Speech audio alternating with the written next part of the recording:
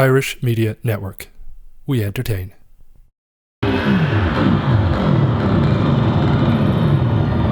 Good evening, folks. My name is Joe. Hi, I'm Darren Bates. We're the Dublin team. I'm Callie-Ann Brennan. And I am Soraya Ryan. Welcome to another episode of About Last Night.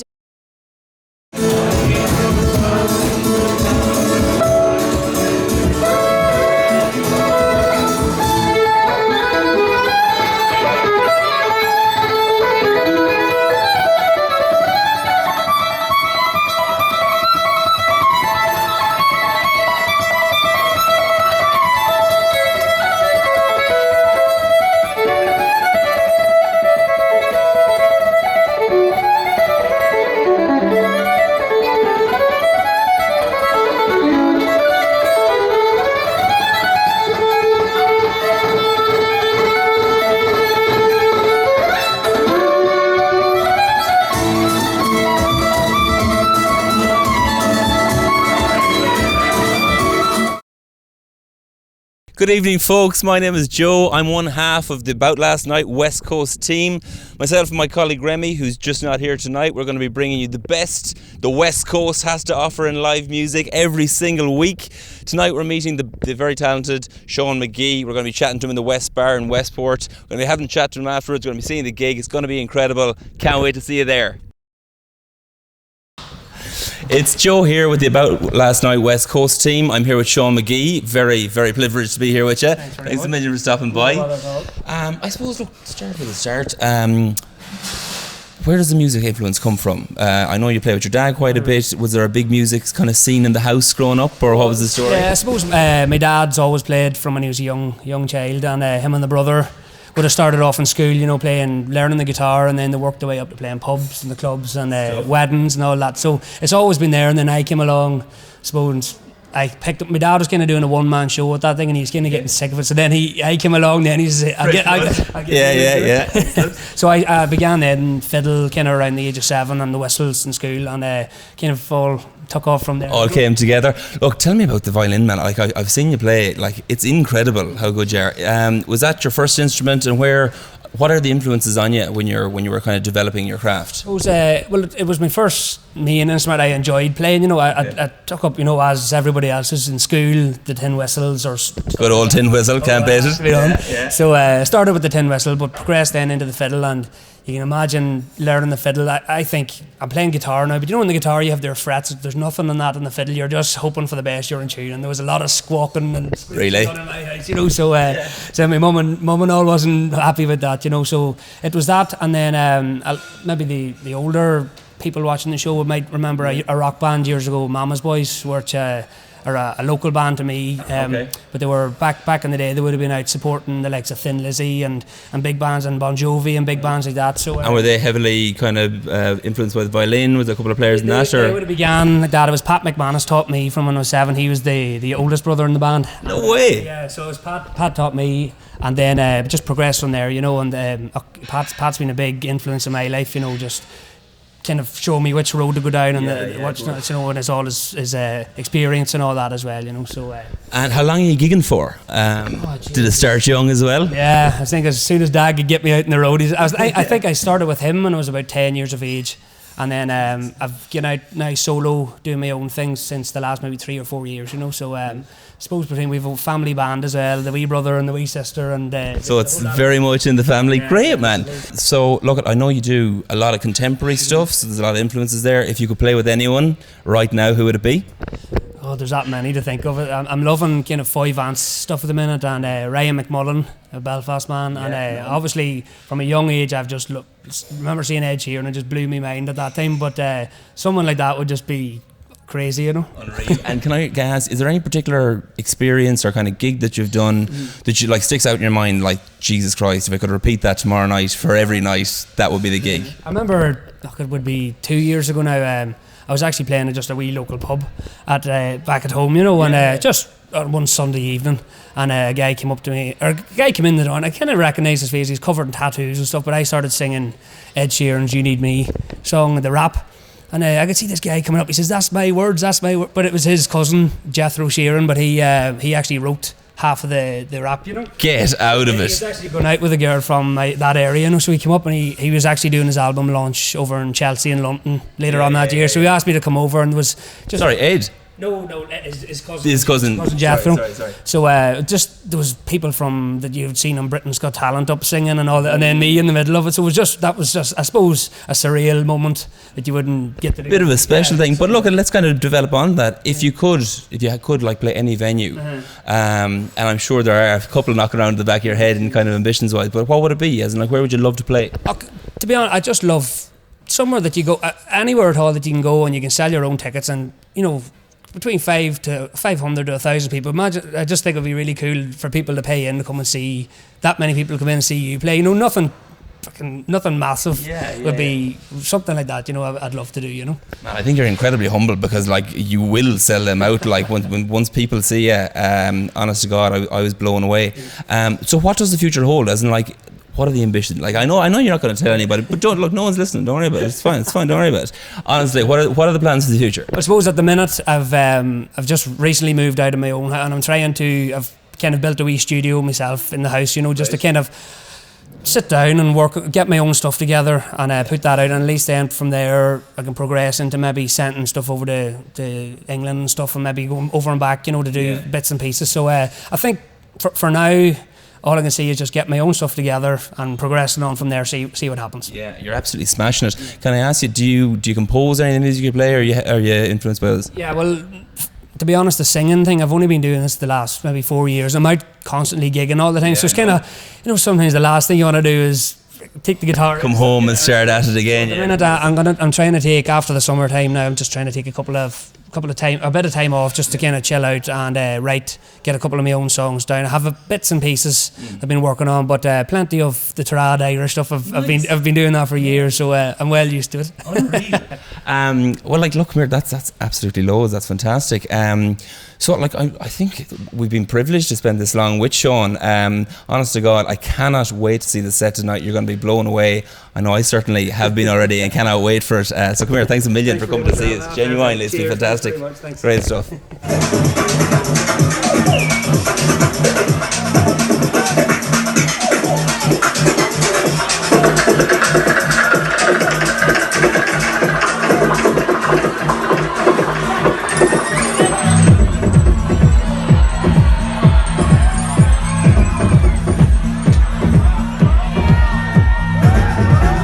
Hi, I'm Darren Bates. I'm down here at the AVA Castle Party with Dennis Salta. I'm one half of the About Last Night team, and we've got some fantastic interviews for you today. I hope you enjoy. I'm here with Crombie and Sally C for the AVA Castle Party. Crombie, recently you've become a resident of AVA, and how do you feel AVA has developed over the past number of years from what it began as? Well, yeah, it started off just a family vibe. Like Sarah, I've known Sarah for years. She's amazing. She's just slaggers, and Sarah gets shit done McBriar, but she does.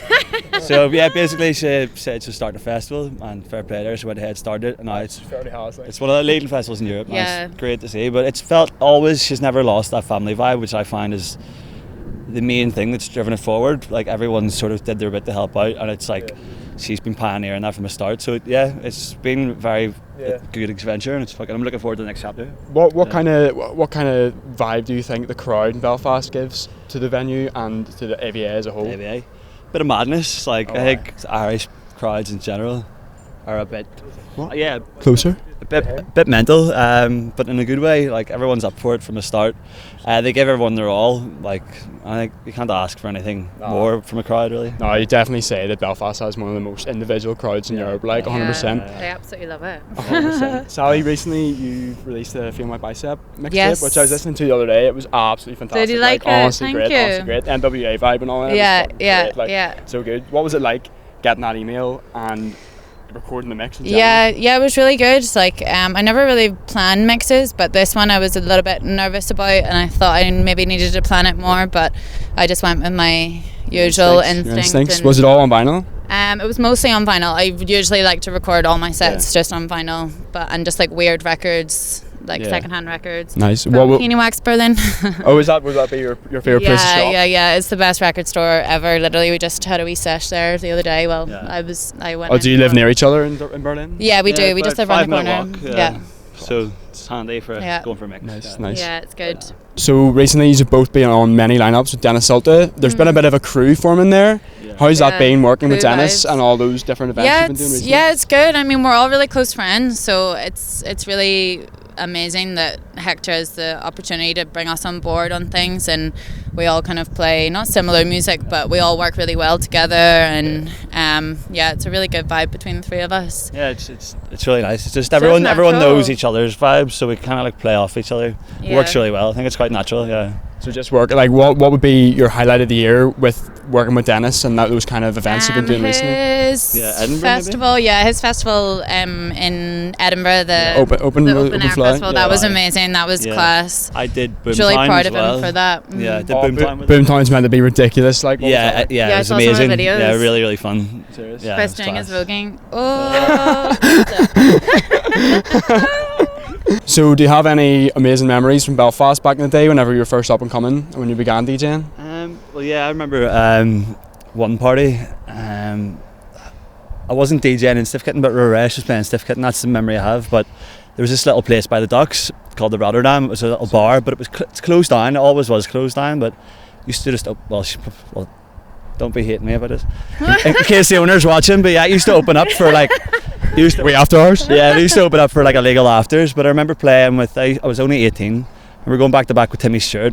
It was me, Timmy Stewart, Saman and Danny Simpson, Big Swoos, and just remember playing. It was amazing. Like the place was booting off. There was about 300 people crammed into a tiny like little 100 capacity bar. Yeah. The police came in, and it was just one of those ones that was like they were coming in one door and we were picking up the decks and running out the back door. But just get out of there as quick as possible. But that always remember, like that's always remained in my memory, just being like, fuck, this is class, I'm 18, like yeah, it was good. There's quite a lot of that going on in Belfast these days though, like just with like the lack of venues, people are kind of having to do kind and of the their after hours licensing events. laws. I think it's really important. It's a joke. I think it's really important though that that people are just persisting and doing these illegal raves. Like you may as well call them like illegal or non-illegal, whatever. Something a little better than illegal. Yeah, but I mean, like you have to. Like the licensing laws are fucked. So there's so much happening in Belfast as well. Like there's so much happening, and it's just like there's barely anywhere for anyone to do these things. Like for someone who wanted to be like an up and coming like events manager, like there's literally nowhere for them to go and open their new nights. Yeah. So like obviously Such a what you shame. guys managed to do back in the day when it was a little even like there's less even possibly. yeah, It's like even just seeing places just closed down like now, and there's nowhere else and the popping up. Students' Union. It's Oh my kinda gosh, sad, I can't Oh, believe that's R.I.P. actually- Mandela. Like I know. like the Like, Bonity. I haven't lived in Belfast growing for up, about yeah. 8 or 9 years, but like have a lot of memories there, obviously in Shine and stuff. But Yeah. it's a real shame. And then they've just got the wee speakeasy around the corner. Yes, they've got a speakeasy now, which apparently looks great, but obviously like it doesn't have the same capacity venue not a as patch. Mandela did.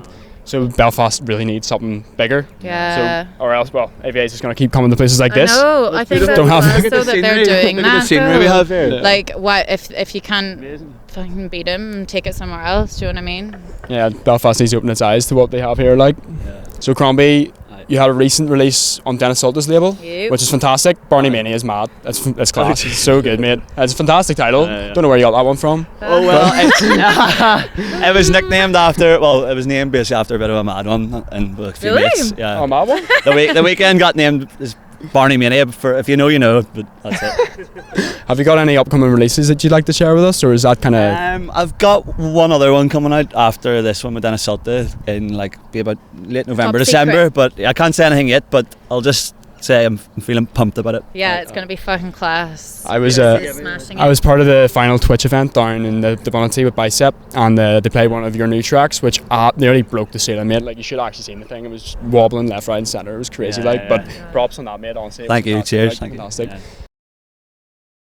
Hello and welcome to another episode of About Last Night. We're the Dublin team. I'm Callie-Ann Brennan. And I am Soraya Ryan, and we are here outside Tengu, where we'll be chatting to the legend himself, Billy Scurry, and a couple of the promoters. So follow us. Let's go. So I am sitting with, Pat Highland. Lou McMahon. and what are your roles for tonight? My role is promoter. Well, let me go back a bit. My role mainly tonight is to play music. Okay. I'm promoter second. Okay, so how long have you been doing this promoting work for? Oh, promoting only over the last year or so, but I've been DJing roughly since 1989. Wow. I say you have some stories to tell and some amazing places that you've DJed. Absolutely. Lots of records, lots of stories, lots of gigs, and lots of amazing people. Yeah. So this is kind of your night. Can you tell us, how did it come about and a little bit about it, I suppose? Ooh, well, as I said, I've been DJing for a long time now, and I've been playing quite a lot, on and off over the years. But I am now. I have a family. I have 4 kids, and I just wanted to, come back at the scene to do something different. To set up a night that it wasn't about making money. It was about the music, enjoyment. I suppose back to the early days when we had a connection with people. Dancing, good music, and just a good vibe to get people on the floor, And I think it's important to keep that culture going, really. 100%. And, you don't have to stop just because, you're having a family and stuff like that as well. No, absolutely. Well, and ironically enough, my 19-year-old daughter is downstairs. You see, there you go, family affair, And Louise, yourself, so you're warming up for Billy now. You're going to be done playing in a few minutes. So, are you excited? So excited. I won't lie, a little bit of nerves as well, but that just comes with it. But an honour, an absolute honour. I've known Pat since I was very, very young, and Billy also, and I grew up listening to them, hanging out with them. Started buying records when I was 13. Worked in Tag Records. Went to every rave I could. £7 back then, and now €7. So they're really keeping it real. So it's amazing, and everyone for this kind of night for everyone that can afford to go to it. But I'm just so honoured to be playing here tonight. Would you were you playing regularly, or would you be around Dublin at all? I stopped. I have a family, as I said, but I stopped a long time. I gave it a break for 20 years. And now playing CDJs, love for vinyl. I think that's important as well. I really love that. I have my little ways, but great now to get into the CDJs. It's much easier to get around town. Of course. So Pat, just coming back, is there any nights coming up that that we should be going to and that we shouldn't miss over the next coming months, weeks? Well, obviously Northside Loft Society is one that you shouldn't miss. I can't even. The Eve Girls. Let me just gather myself. The Eve Girls, which one of the ladies is downstairs tonight. Mitzi, a good friend with Louise, and supporting us tonight. They're doing great things.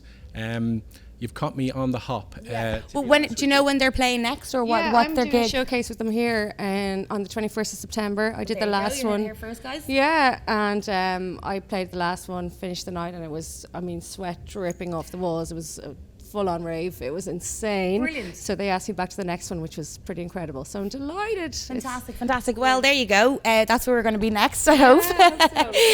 But come here. Good luck with all with the gig tonight. All right. Yeah. Thank you. Cheers. So I am with the man of the hour, Billy Scurry. So come here. First, I want to ask you: do you remember your first ever gig that you've ever played? Yeah, I do actually, yeah. Do you? I don't remember it, but I know where it was. Where was it? Tell me. It was in a club called Sticks on Leeson Street. Oh yeah. How old were you? I think it was 18 or 19. About 19, I think. So, do you remember who kind of gave you that first There gig? was a mate of mine that was running the club, Martin. Yeah. And I fired the DJ. I was like, I'll jump in and do it. And it was at the time there was slow sets and all. I was like, oh, jeez, I have to play this show. But it was in there, and I was there for a while actually. Nice. That became like your little home then, your residency, or like? No. Yeah, but it was a very strange time. Leeson Street was classic Leeson Street. It was a bit fucking just wine bars and sort of office crowds and that sort of thing, late nights. But it was fun. Yeah. So come here, DJing. Obviously, you've probably DJed nearly in every club around Dublin. But how have you seen from back in the day? Have you seen it evolve to where we are in our club scene now? It's been. I suppose I've been able to look at it from looking at the dance floor constantly for the past while. Yeah, it has changed, and it got really. I think there was one stage where it was quite ubiquitous. It was everywhere, and it started to annoy me a bit. when house music started becoming more popular, of course you have ad agencies and PR companies getting involved, so it's selling everything. It's in every lift, it's in every hotel. Commercial. Yeah, and style, it was always going to happen when that many people are into something. Somebody has to try and sort of garner that all their attention. And so for a while, it became really like everything in the city. Not many people invest in nightclubs because you've only 8-12 hours a week to make money. Like the laws are shit, so you can't open long enough. So what happens is, I don't think it's even, we can be a pretty ageist city with regards to that sort of thing, but people get fed up going to the same place as well. So it constantly changes, like the dance floor changes and gets younger, gets a little bit older, gets younger, gets older. But I think it's sort of back at a healthy place now. You know, it was quite ubiquitous, it was everywhere, but there's a lot of great underground stuff going on that I wouldn't necessarily hear about, but then you hear about after. Lots of kids running crazy parties in weird places. I played in a chipper a couple of years ago. I was like, holy shit. Yeah, but there is, and there's a good bunch of kids sort of running stuff now that that don't really give a shit about the law. They're right. Yeah, go for it. Yeah, go for it. Yeah, exactly. When we were younger. Yeah, 100%. Come here, can you take me back to Temple of Sound? What was it like? What was going on down there? I think my face explains it all. Yeah, I'd have to take myself back there. I think there's still bits of me in the place. But I would liken it to Caligula. Like it was the Borchers, but in a great way. It was very music centered. We got the opportunity to have great residencies and play whatever we felt, and bring in people that were into what we were doing. It was very music oriented. Starting though, wasn't it, of kind of like... Yeah, but there was other clubs around the same time as well. But yeah, it was... I definitely had gotten a lot deeper and harder. Other people had as well. But then we also had other... we didn't necessarily want it to be like that all the time. Yeah. So we booked in a whole lot of people. Like Friday nights with me and Johnny. And we would play everything there. Me, obviously, I got a bit harder. Saturday nights there was always guests, but we try and vary them. But they were sort of always that little bit harder. But I would always see there was a funk in it as well. It wasn't just sort of Lone Ranger, techno or drilling or. How did like, you know, Dublin City take to that kind of, was it like in the 80s, wasn't it? Was that, no it was 90s? 93. 93s? Yeah. Okay. There was other clubs opened.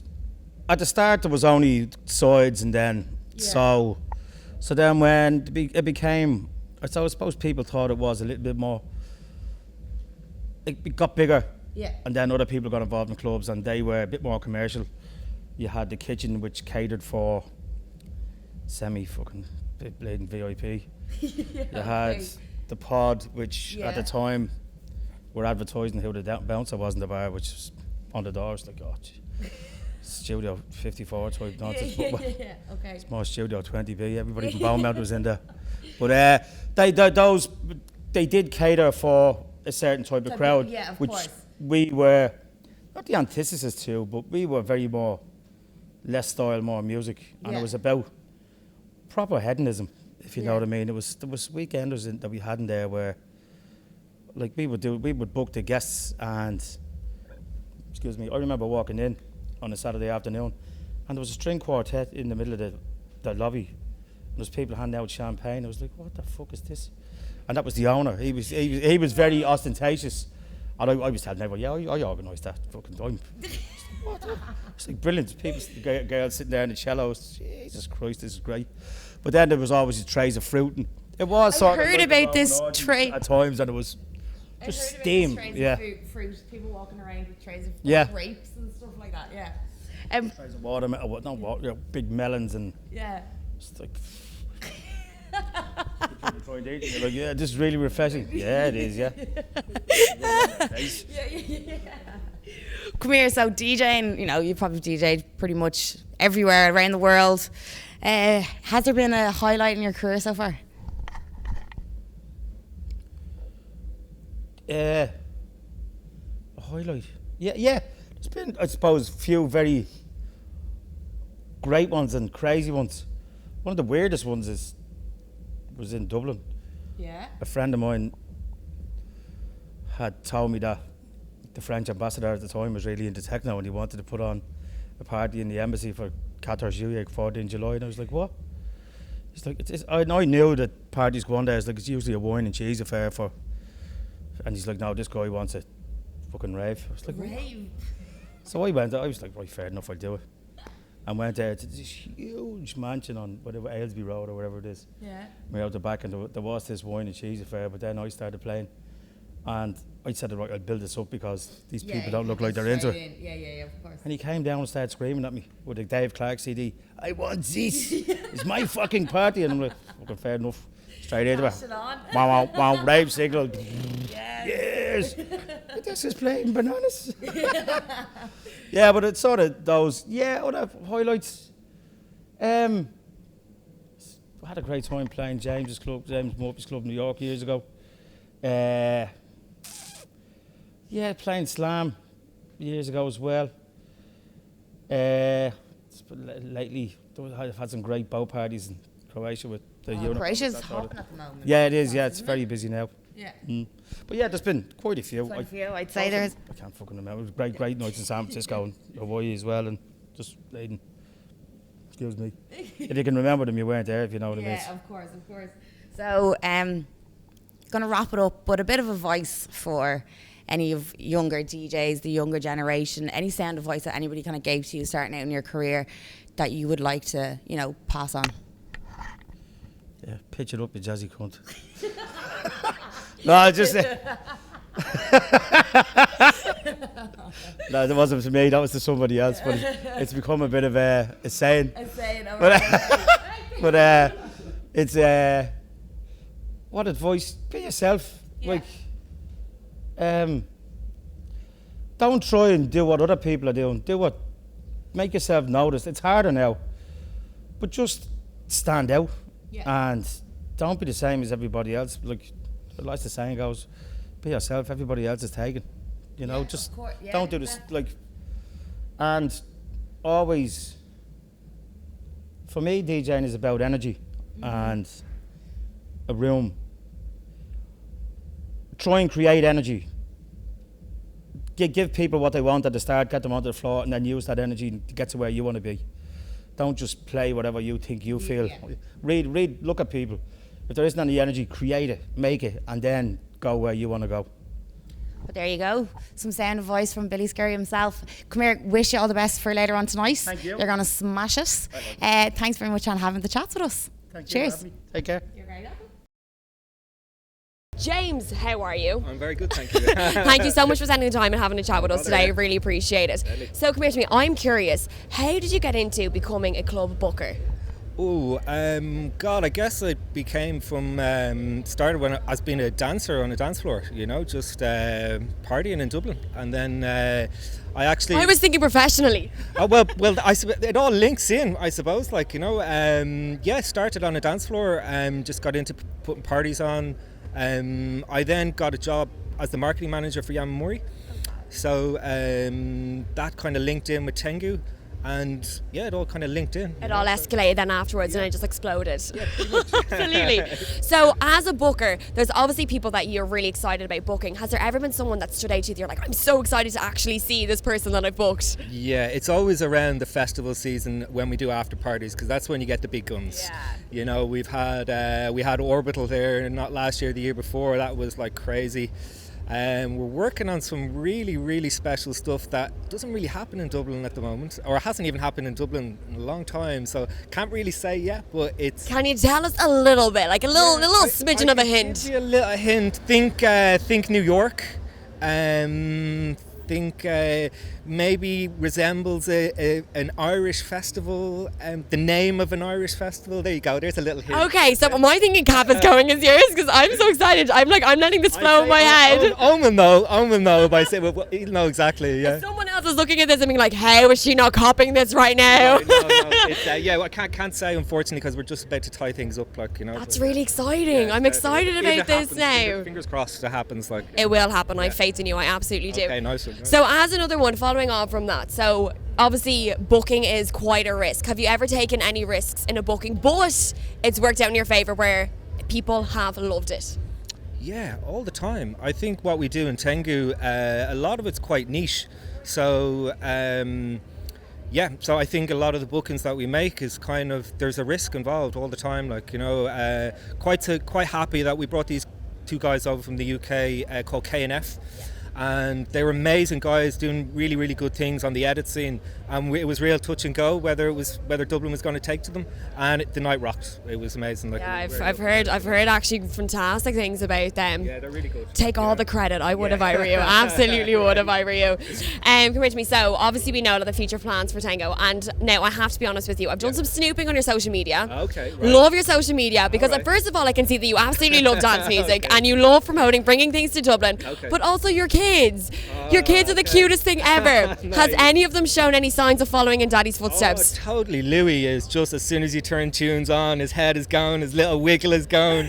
He's amazing. Abby's 13, and she loves music as well, but she hasn't shown the enthusiasm. She's too cool right now. Kind of is a little bit like Dad's like, oh, go away, Dad. She wants to hang out with her mates. But Louis definitely all over it. Wait till she sees this now. Your dad's gonna be the coolest thing ever. She'll be like, Dad, I'm coming with you next time. You're so cool. I don't think so. No, she just go away, Dad.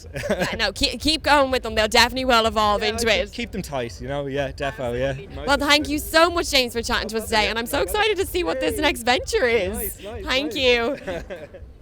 Hope that was okay. Yeah, brilliant.